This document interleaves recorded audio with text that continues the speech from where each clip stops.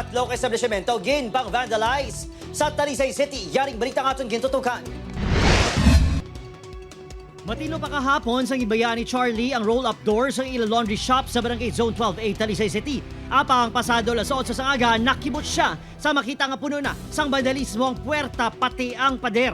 Tama, tiyagang kuro na pinta nila kuro kagahon o gabi. Hindi, kaya hamon si Stevie sa arisla, ay sa sulod.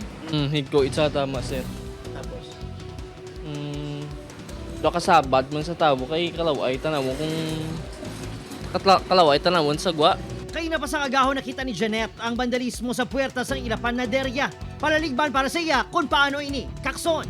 Nakibutang ko sa ngaga, walang pag-abre ko, wala na ni.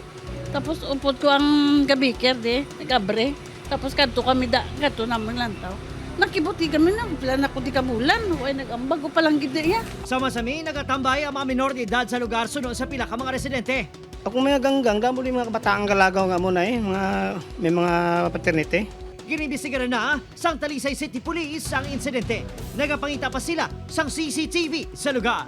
Magbutanggit kita sa mga CCTVs. Kaya CCTVs is one of the best na help gid sa aton when it comes sa pag solve sa crime, no, labi na gid makita gid naton kung sino gid ang gasulod or ang gavandal sa aton nga mga establishments. Opod, Kiril Casilio, Adrian Pretos, 1 Western Visayas.